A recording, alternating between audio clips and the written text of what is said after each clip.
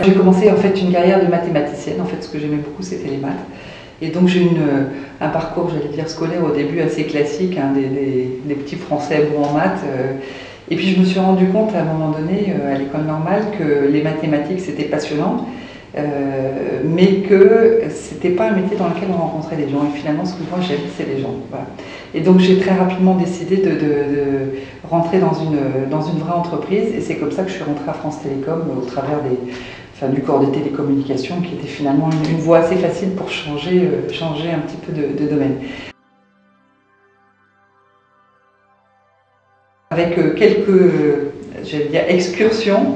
Une première aux États-Unis, j'ai passé un an chez un opérateur américain à ma demande, parce que je voulais effectivement pouvoir comparer d'autres styles de fonctionnement de management dans une entreprise qui était très similaire.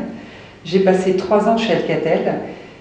Là aussi, mon objectif, c'était d'apprendre l'international. Donc, je me suis retrouvée patronne d'une filiale qui avait des équipes un peu partout dans le monde. Donc, il fallait mettre d'accord des Norvégiens, des Chinois, des Texans autour de projets technologiques.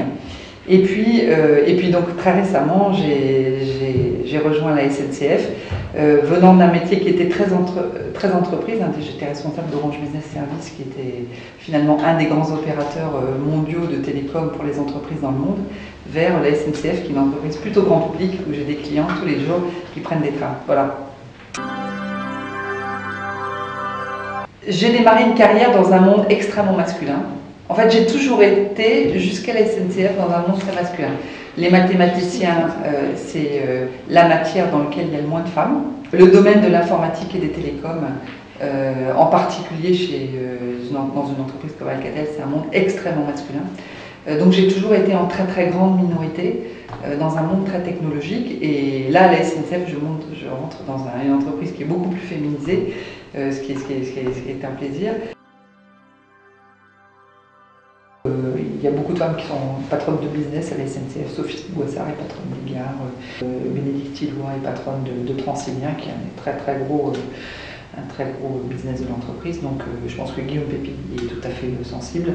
Et donc je pense que assez naturellement ça se fait. Il y a beaucoup de femmes cadres. Quand vous allez dans une gare, vous verrez beaucoup de femmes cadres à la SNCF qui managent.